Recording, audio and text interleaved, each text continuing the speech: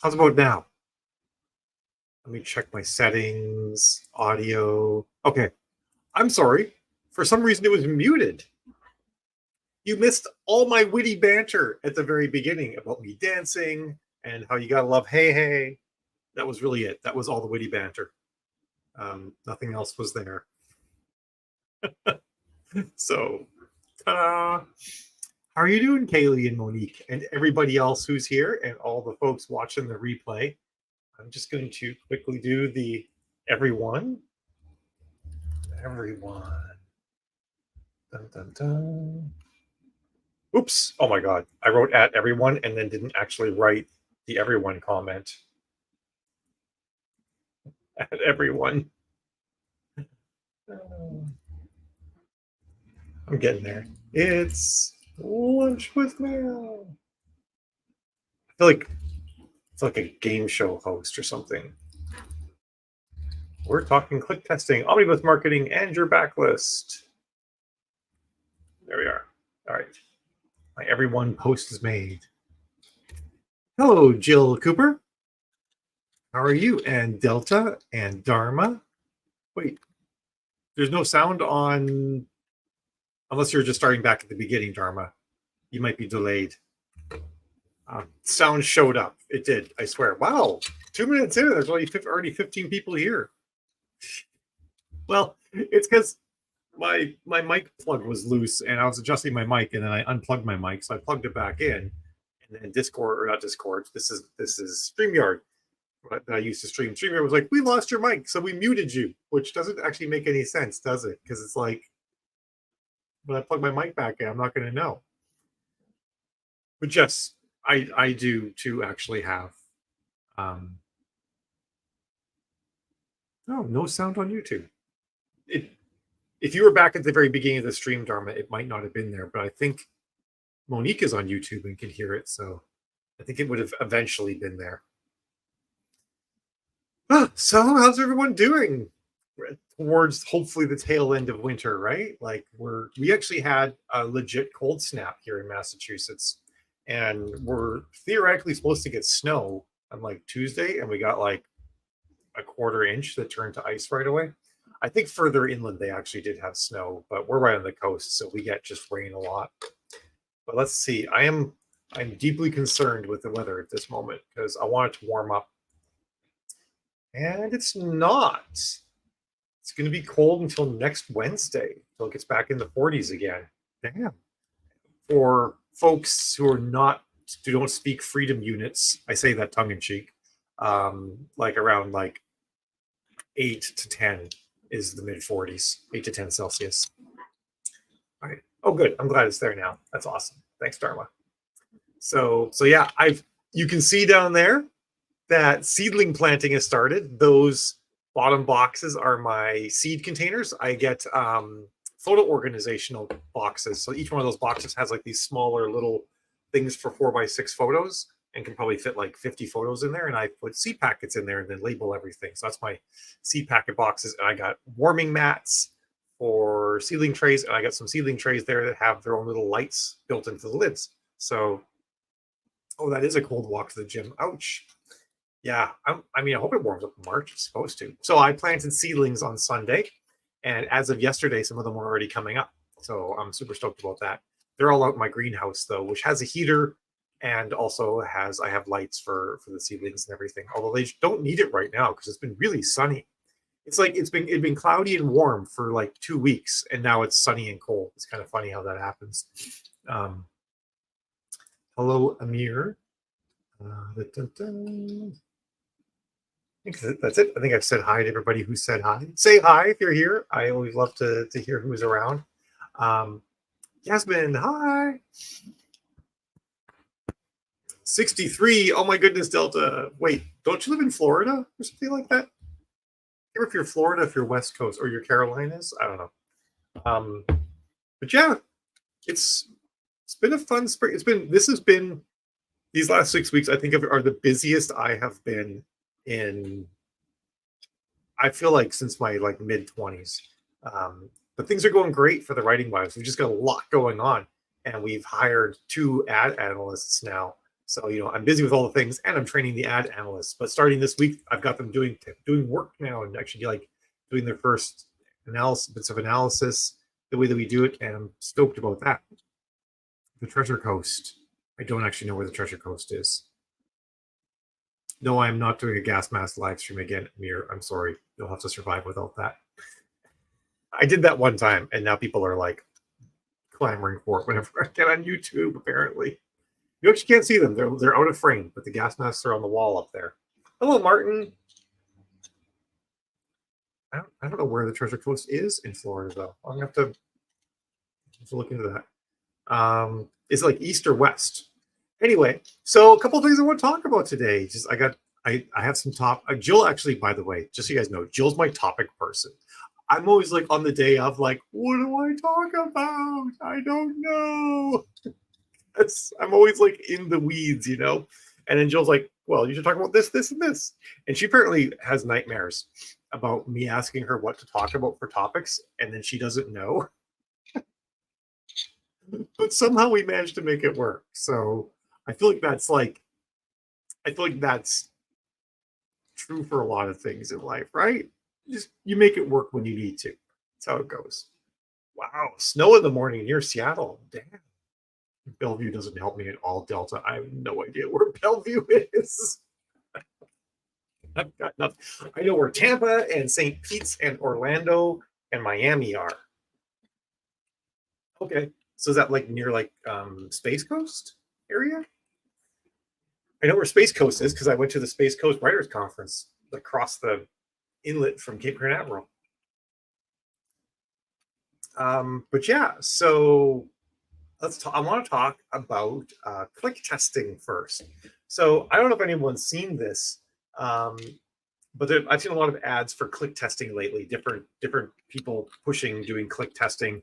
Some of the ads are just for like Facebook advertising in general, and some of them are aimed towards authors. And I do know a couple of author coaches who push click testing as a way of like figuring out which ads are going to work best. And there's a couple of different parts of click testing. One of them is the first part is that you make a whole bunch of ads with a whole bunch of different pieces of text, and they've all got the same image, and you test which one of those gets to something like 400 clicks first. And then you do the same thing with the images. You take your winning piece of text, and then you test it against a bunch of different images, and you see which of those get to 400 clicks first, and then theoretically that's your winning combo, which interestingly is not really significantly different than what dynamic creative does behind the scenes. Although dynamic creative might pick a group of winners and serve those winners to different people based on what those people are likely to click, whereas click testing is trying to find one ring to rule them all kind of situation, one text image combo to rule them all. And so every now and then, I'm talking about this because every now and then people ask me about click testing, and I kind of feel like it's an interesting one to explain. And the whole idea is like trying to figure out rapid fire which combination is going to work the best. And you'll run like 5 to 10 tests on the text and then 5 to 10 tests on the images.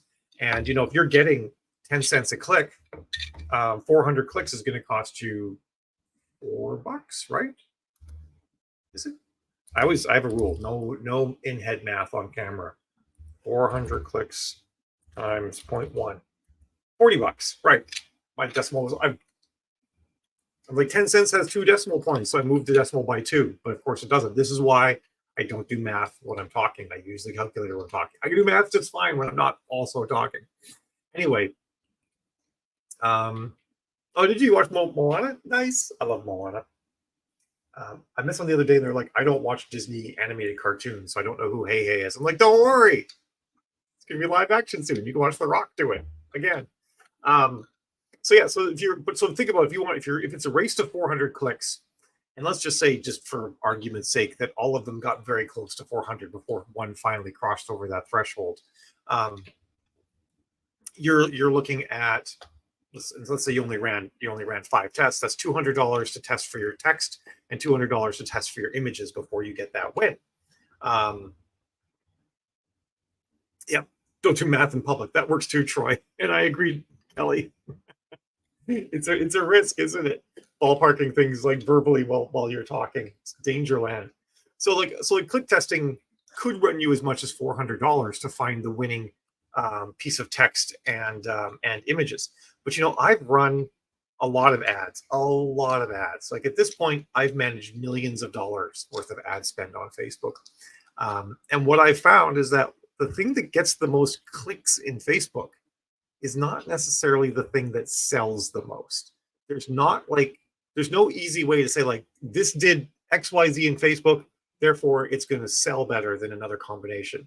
The only way to see what sells better, to be honest, is direct sales. When you're marketing to a retailer like Amazon or Apple or whatever, you cannot ever definitively find out which combination is actually selling better. In as much because of Amazon's crappy reporting as anything else. Whereas if you do direct sales, you can actually directly correlate a user in Facebook to a human being who purchased on, say, your Shopify site and figure it out. And that's the thing, right? Most people who aren't authors and who are doing large scale marketing campaigns are selling direct, or they have a conversion event on their own website. So they can do that real tracking. They can combine their click testing tracking with their actual sales data and come up with a result. And also, when you're a big marketing company, and you're about to launch a new product or something like that, and you've got a big splash you want to do for a new piece of software that's coming out or a new gadget that you've built, you can't spend months doing like low speed testing to try and figure out which thing works. It's actually more expensive at a certain point for them to use the human time to run long-term testing than it is just to run, let's just go and build up 30, 40, 50 combinations, test them all at a high spend over the course of 3 or 4 days, get our answer, and then go for there. That's actually cheaper for a company than doing a long-term test, having to pay employees to be managing things over the long term and whatnot, and have meetings about it, and yada yada yada. So I've worked in situations where we do things like that, where we'll spend a bunch of money on information gathering and then do some rapid iteration, and then like roll out our big campaign based off of that. That works great when you're doing direct sales and when you manage the conversion event on your site. It's a form, it's a purchase event, whatever. You can actually track in real time the sales, which you cannot do with the retailers. They're just muddy. There's delays, there's inaccuracies, there's missing data, and you don't know, is it missing data or is it not? I can kind of see sometimes when missing data happens because I can see the same patterns emerge across like dozens of client accounts, but for the individual, it's really hard to see that sort of thing, which is why I don't actually do click testing with ads. And why I don't necessarily advocate it if you're selling on the retailers. A much better way of doing it is running small, like segmented tests where you're use dynamic creative and find your best images and your best text from there, because you can do breakdowns and see which ones are working the best, get rid of the ones that aren't, and then let those ads roll, and then start looking at conversions and start saying like, am I actually getting sales off of these combinations or not? And then you can prune and adjust from there. But you're always keeping an eye on conversions and sales, and you do that through Amazon attribution as best you can. It's been flaky this month, Amazon attribution, but it's generally pretty useful. It's still better than what it used to be like, right? Where you couldn't see anything. And so another thing that some people do, like the ammo course is a click testing course, but its focus is based on using a landing page on your website. So rather than sending people to a retailer and kind of hoping that they sell, you have a landing page on your website and you use that. You have some sort of conversion event there. You use that to measure whether or not you actually got conversion. But the tricky thing is that, the website that you have is different than the Amazon sales page. So it's always one of those things where it's as long as you're doing the retailers, it's going to be, the fog of war is thick enough that you can't make any positive, like 100%, this particular thing caused this particular result. There's just too much uncertainty between point A and point B to say exactly how you got there. So just some thoughts on that.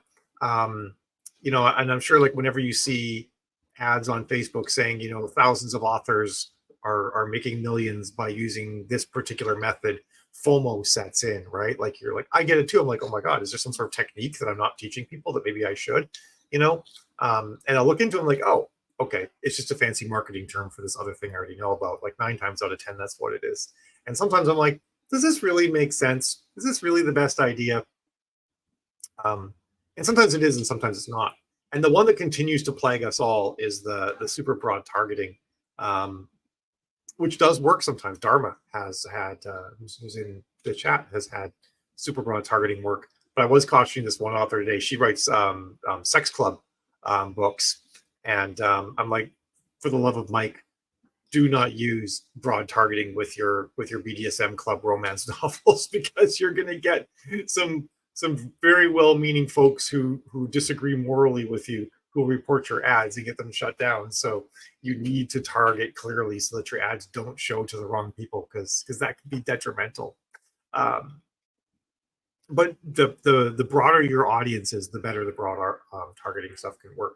So just 20 minutes of Mallory rambling about that sort of thing.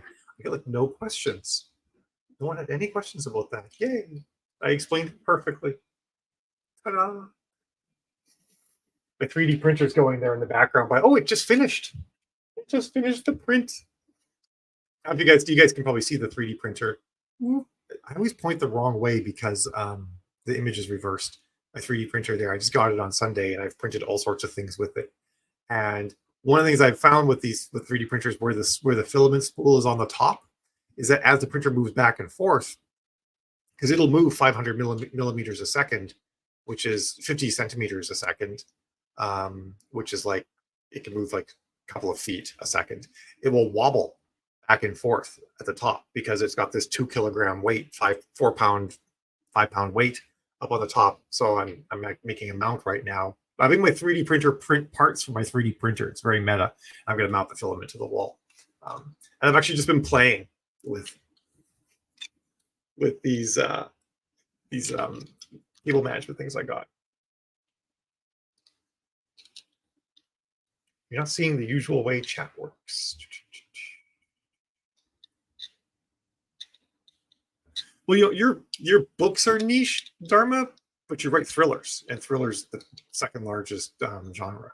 So, if you write, like I write niche books in a subgenre of a subgenre, so there's definitely some angles there, but there's niche and genre, and then there's appeal too, and like that gets into like heat levels and kink and risque stuff, reverse harem, poly, all that sort of thing.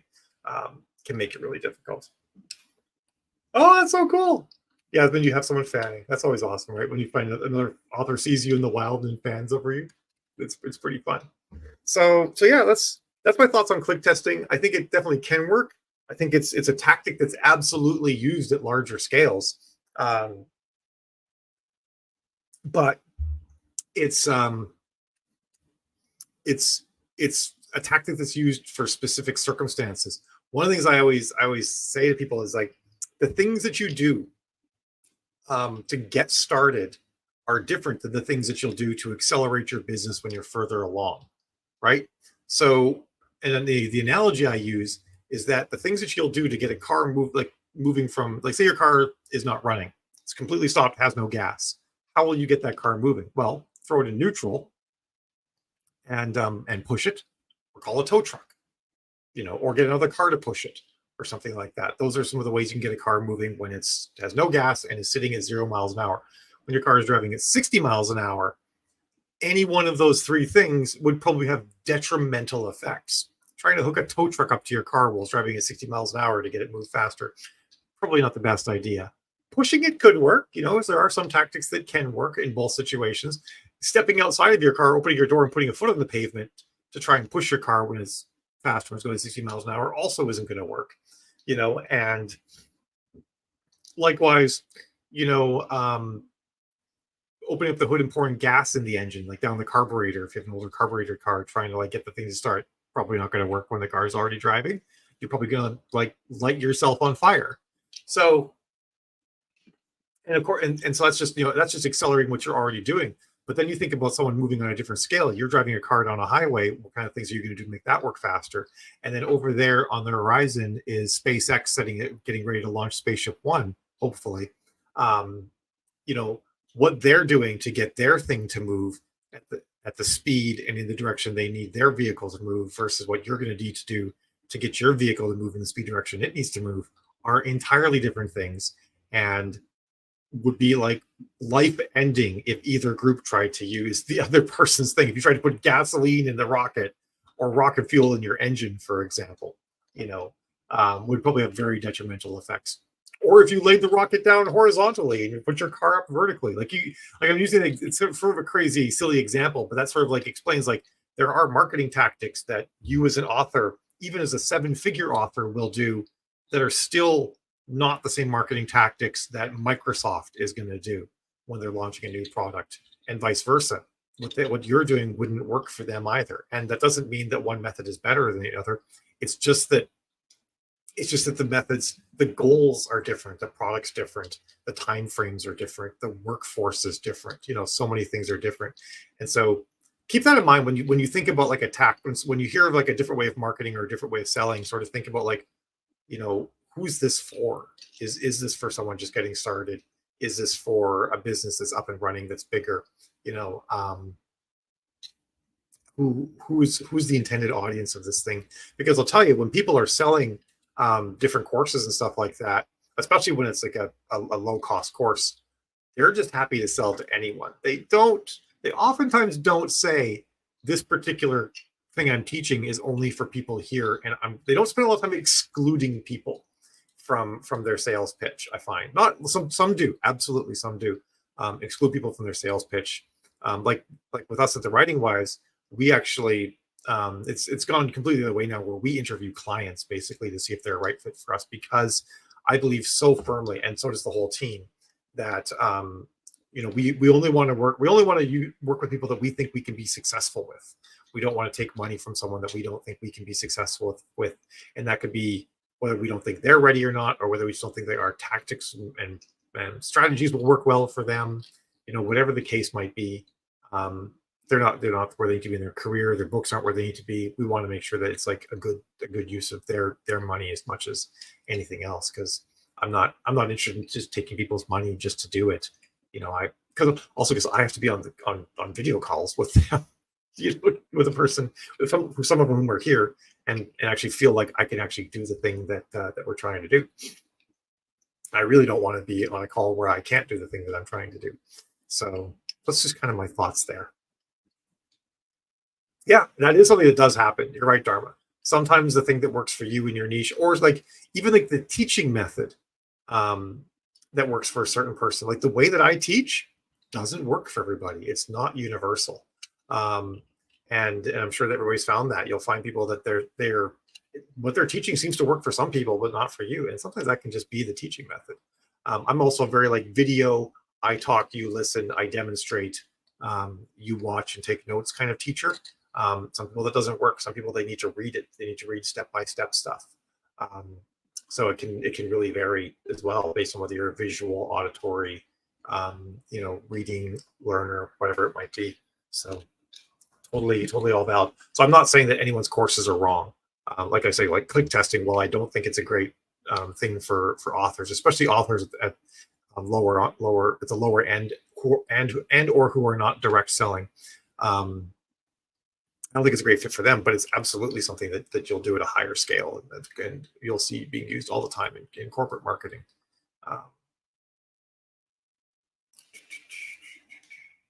Well, you're welcome, Rosa.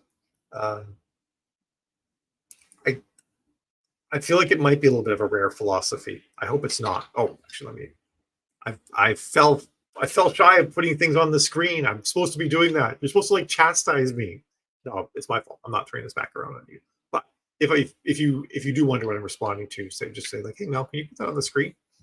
Tactile learner. I'm very much a tactile learner too. If I can't be doing it, or I won't learn until I do it.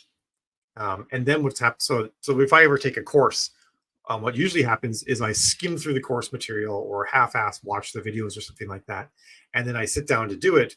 and my mental table of contents now has enough information in it that I know where to sort of go to reference things as I run into issues.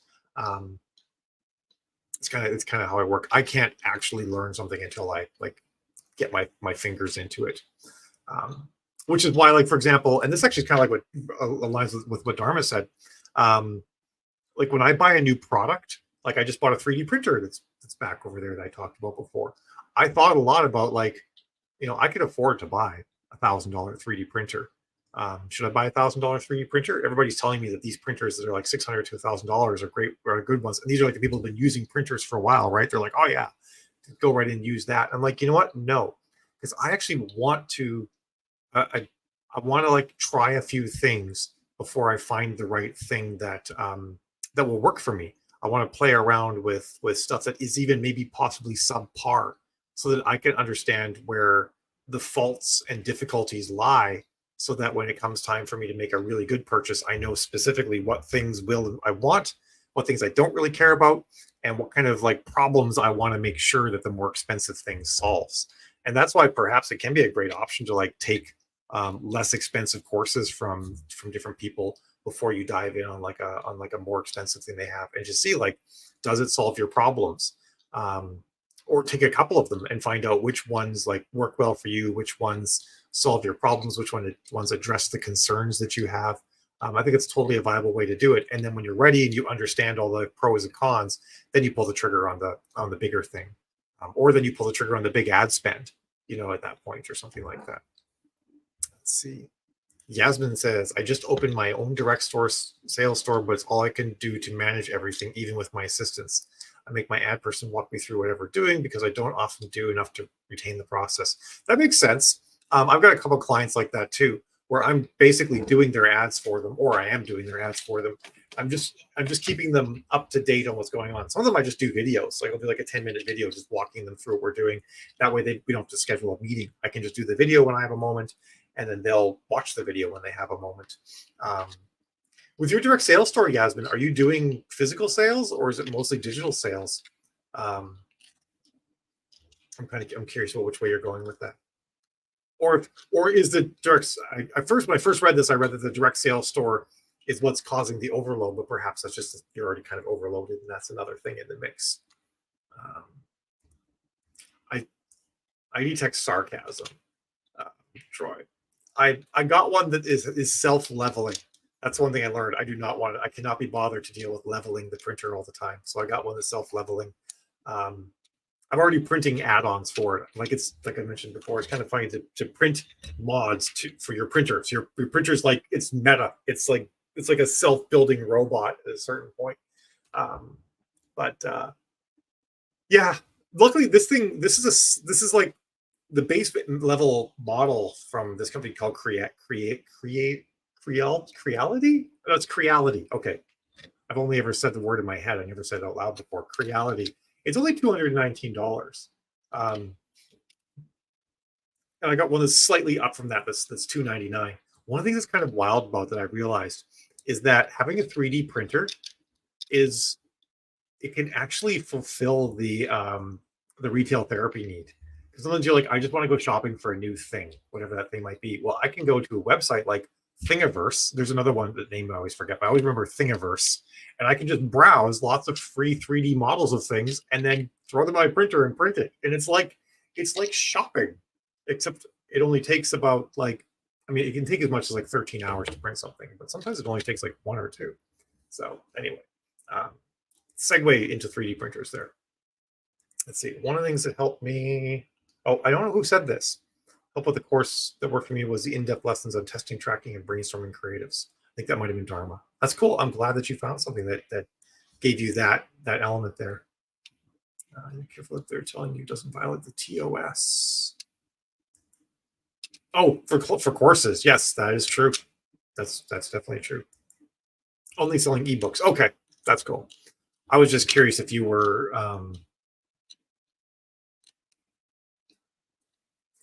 Oh, absolutely. Yeah, sorry, my brain sort of stopped while I read ahead. I think if you're going wide, anyone who goes wide would be I wanted to say foolish not to also make a Shopify store, but I'm not. I'm going to dial it back and say missing out on a great opportunity if you don't also run a direct sales store. Most of the people that I know who go wide and run a store, actually everybody that I've worked with personally who's gone wide and has a store, does more money off the store than they do off of the wide retailers, and generally before long is making as much money off their own store as they do off Amazon.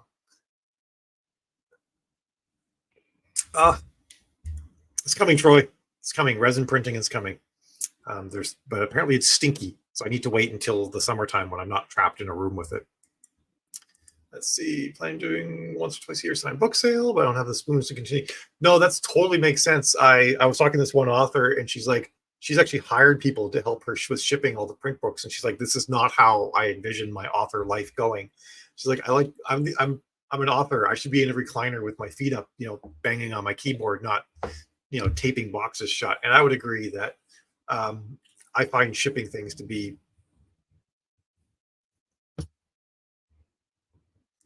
it's anathema. It's anathema. It's that level. I can't handle shipping things. It's really hard for me to do. To the point where I think if I said this the last time I didn't do it, but the next time I do a Kickstarter, I am hiring someone to come in and actually do all the boxing up and the packaging and everything. And I'm also going to do fewer variations, so it's easier to keep track of who gets what. Back to ads. I wasn't happy with some of my new image I'm testing, so I reactivated the stuff from 2 weeks ago. That totally makes sense. The old ads can always be turned back on. 95% of the time, they will perform as they did when you turn them off, if it's within a relatively short period of time. If it's been a while, some of the audiences might have ceased to exist. 20 years in trad to indie 7 years ago. It's a whole different world. Oh, cool. It is a different world, though, that's for sure. Absolutely. I like the indie world, though. It's a fun world. That's cool. I'm glad that your direct sales have really taken off. That's awesome. Do you do signed copies of everything? Is that like part of the draw that you have, Dharma, for your direct sales, or do you think you would do well on physical copies if they weren't signed? I'm curious how that would shape up for you.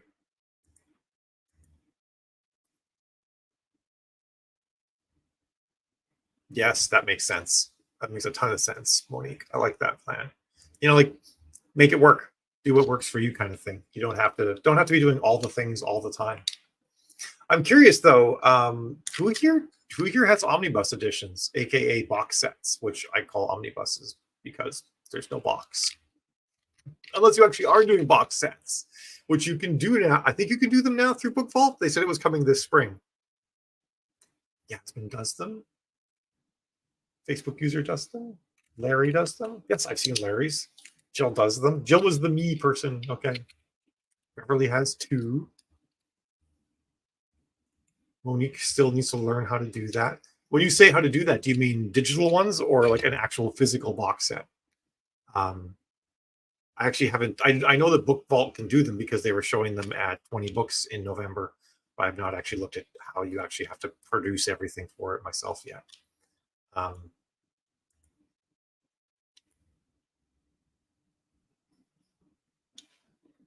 18 books in one series. That's a lot.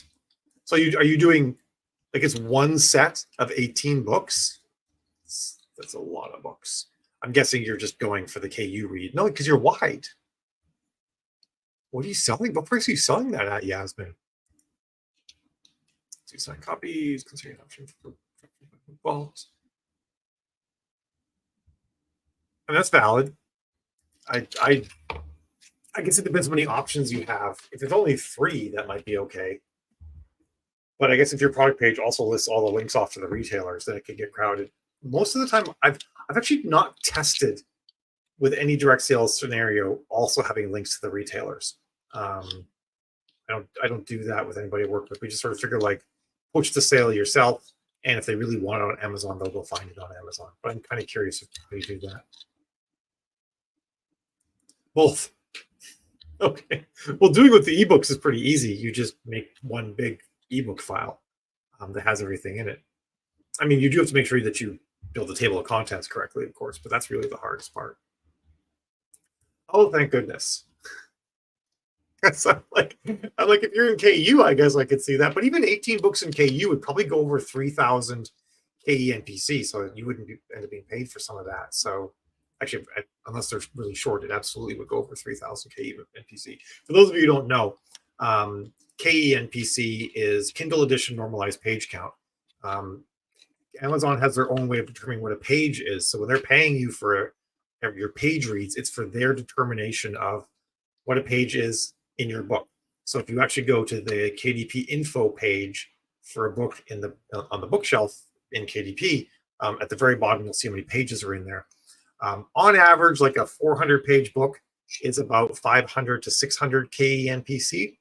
So you could imagine a box set of 6 400-page books six to eight 400-page books could actually contain more than 3,000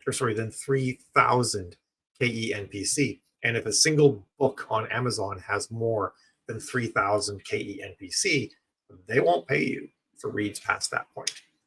The rest of the book gets read for free. So worth considering.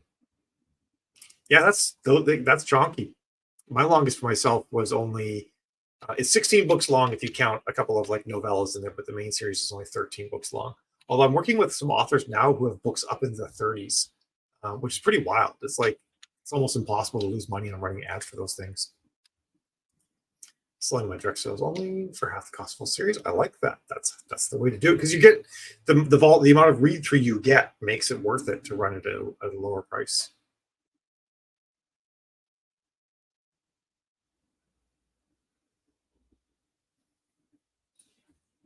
Oh, you mean oh yeah, Larry, on your Shopify store. Yeah. I think though, I guess it depends on how you get the books from BookFunnel to your device, because if BookFunnel delivers them all directly, then it's not a big deal. But if you're going to download the books, then you do have that issue. I actually don't use BookFunnel for delivering my ebooks to people. I just send them zip files with the EPUBs in them directly. Well, on Wix, I send them zip files with the EPUBs, and on Shopify, I just send them the EPUBs. Dharma's variants include ebook, signed paperback, signed hardcover. Plan to add audiobooks. Adding unsigned would be too much. No links to retailers. Oh, I see what you mean. Okay, I got you. So signed, ebook, signed paperback, signed hardcovers, and audiobooks. Yeah, I would agree. Adding a fifth option there would be a lot. Unless you are going insane signing and shipping books, then I might. Maybe what you could do is you could be like, I need a break, and if you want the prints, now it's drop ship. And hey, I'm like, I can ship things again. My brain works, and then you can flip it back and forth. Yeah, that's fair. And KU does have trouble with a lot with people who are really cross genre. People who are very cross genre do seem to do better wide. Interesting. That's interesting. I wonder. The one thing I don't disagree with that, especially because if you're not, the biggest push for doing box sets is being in KU, right? Like that's where you really get the bang for the buck with bigger box sets. Except Audible, right? Because box sets do really well on Audible, or omnibuses do really well on Audible, and you have to have the book as an ebook or a print omnibus to get the Audible. But I guess if you were to make it on Amazon, get the ebook done, the omnibus ebook done, and then pull it off Amazon, that could also work. But then those people don't get the whisper sync, but if they're using the credit, it's okay. Oh, that's interesting. I hadn't thought of that particular angle yet, because that is, if you do have audiobooks, by the way, omnibus editions of audiobooks do significantly better than the standalones, because Audible listeners have gotten savvy, right? They've like, I got this one credit. I can either buy one book that's 5 hours long, or I can buy this omnibus edition that's 25 hours long with my one credit. What are they going to do? They're going to buy the longer thing, So if you already have not selling 6 books on Amazon for $99.99. No, I mean, you don't have to sell them for $9.99. You just put it up for $29.99 just so you get the listing, and then you get to make the audiobook from there. Or you do it at $19.99, which means you make the exact same amount. Well, then you make the exact same amount of money you'd make at 99 cents. But something to think about, Yasmin.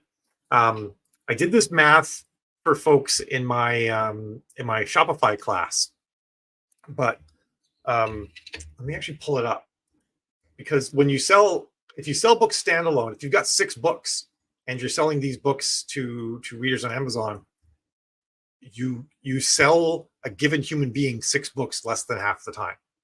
Less than half of the people that buy book 1 will buy all 6 books. So you're never making 6 times 5. You're making 6 times 2 or 3 usually is what your read through comes to. So let me actually just pop open Solaris, because I did like a quick. Oh no. Am I on the right one? I have to remember which password I used, which account I used for this. Where's my phone? I have to use a one-time login code to get into Solaris here. Hold, please. Solaris, by the way, is, for those of you who don't, I'm sure everybody here has heard me talk about it before, but it is the software I wrote for doing read-through calculation that does have new versions coming that are doing more shiny things. But for now, I tried to put my Stripe code into Solaris. It's like, nope, that's for Stripe. That's not going to work. I mean, I didn't know it was for Stripe. 830. Oh, this is the best demo of all time. My code expired while I was typing it because I'm too slow. There we are. All right. StreamYard, present, share screen, share. Okay. Read through, wide series. All right. Nope, that's not what I wanted to do.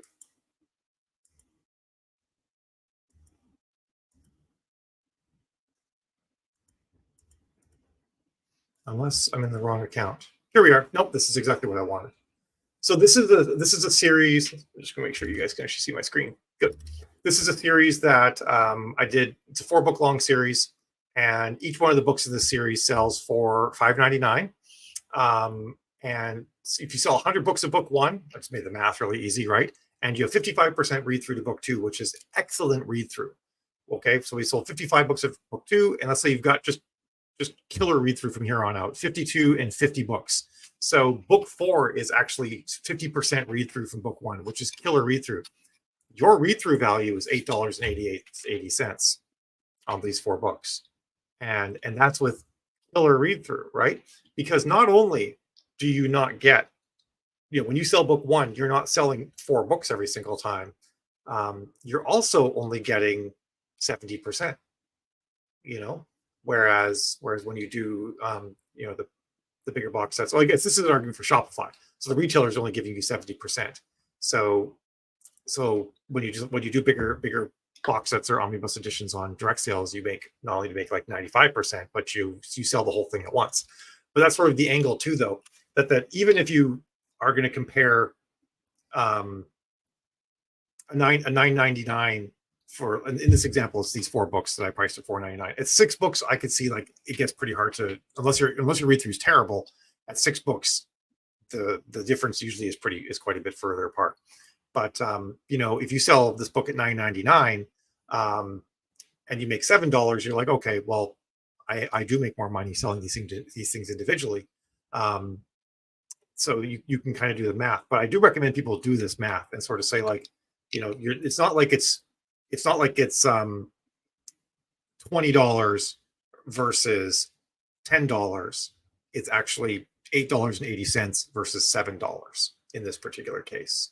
That's what the real difference of actual royalties that you get as an author look like in this 4-book example. And it's different for every series. So you have to do the math on your read through for your series individually, but it's always something I think is worth thinking about. A lot of people are like, well, I'm not going to take, $30 worth of product and sell for $10. But it's like, well, there's no manufacturing cost. And if you can sell more of them consistently at a consistently higher per purchase conversion price, one of them actually might be better. It'd be entirely different if this was a manufactured product, of course, and we had fixed manufacturing costs. But we don't have fixed manufacturing costs. So it's a bit of a different ball of wax. All right, so that's just my thoughts on that.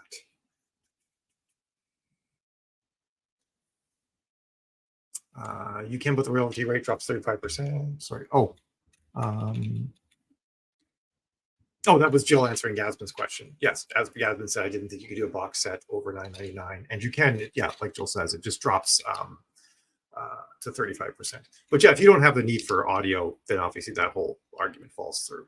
I was sort of just spitballing, thinking like you do a lot better with audio when there's a box set for it. But if you don't want to have the box sets on Amazon, and there are valid reasons for not wanting to do that, you might have like killer read through, and you are losing a ton of money by making a box set. And obviously, all of this only applies to when you're wide. If you're in KU, boxes are going to make a bunch of money regardless, if they make any money at all. If they're selling, they're getting lots of reads, and you make decent money. You make as much money. I guess what I'm trying to say, if you're in KU, you'll make as much money from the box set as you would from the standalones. Like there's no big discounts you're offering or anything like that. But if you did want, if you say, for example, you had my hypothetical 4-book series, and you want to get an Audible as a 4-book series so that you can get those sweet credits from people, you could always just list it and take it down after the audiobook's up. I think that would still work, or you could just list it at a crazy high price. For those of you who are curious, by the way, the reason why royalty drops to 35% above $9.99, I think I mentioned this a while back, was to stop people laundering money on Amazon, because they would be, if you could put up a bunch of ebooks on Amazon and then sell them through your money laundering scheme, and the books are all $1,000 a pop, and you get 70% clean money back, because laundered money, there's always a loss. The laundering process ends up costing you a percentage, but you get $700 in clean money from Amazon back. That was a great deal. So Amazon had to fight the money laundering stuff, and that's why they made it so they don't have that. That's why the royalty rate drops to 35%, because 35% is not a good enough money laundering rate to make it a viable option. Yeah, Danica, you were chatting with Jill. I saw that. It's okay. I'm actually kind of done. I want to talk a bit about backlist stuff, but we wandered around a bunch and had a really fun chat. I like this a lot. I look forward, Yasmin, to more stories of your amazing success doing your direct sales, and hopefully you get it all managed well, so it's not killing you. I hope Dharma doesn't get like carpal tunnel from the packing tape machine, it's having to constantly be ripping the packing tape as you ship just acres of books. I'm here for it, but I am going to jet, because I've got a call in just a few minutes, and I want to get ready for that. But it was super swell chatting with all of you folks. I hope you have hope you guys have a fantastic weekend, and as things warm up. And the first day, pay for 5 months worth of Shopify fees. That is awesome, Yasmin. Congrats. Those of you who didn't see over on YouTube land. First day of sales on Shopify, paid for a lot. So that is fabulous. But yeah, we'll talk backlist next time. We can talk about a lot of tactics for that. I've got a large backlist. You might know I've got 120 some odd books in it. And I work with a lot of authors actually have some large backlists too. Some of them actually might be in similar situations to you, Yasmin, that they're actually Harlequin authors in a lot of cases. They're pulling their books back, or pulled their books back, and we're like working on launch schedules for them and stuff like that. So backlist stuff do be fun. But, all right, I'll see you guys later. Have a fab week. I will be around next week, but the week after I won't, because I'm going to be at TeacherCon in New Orleans. So that'll be tons of fun. Also, we've had someone reach out to us, probably after listening to me give terrible tax advice in at various points, who would be interested in doing. She's going to be starting a course on how authors can do their own bookkeeping, and would love to come on and talk about tax and how to like file and manage your own taxes as an author, which I think is something that a lot of people might be interested in. I'm certainly interested in it. I like if if not doing it myself, at least knowing how to do it myself. Because if you know how it's done and how it should be done, then you're less likely to be bilked by other people. So even if you choose to outsource afterward, or it might just help solidify your decision. Like, hell yeah, I'm outsourcing this. This is insane. Or you might be like, hey, my brain works this way. I can do that. So that's totally something that we'll be doing soon, I think. So I will, again, see you guys all later. Have a great time. Great time, great weekend, great morning, whenever you're watching this. Have a good one. Ciao.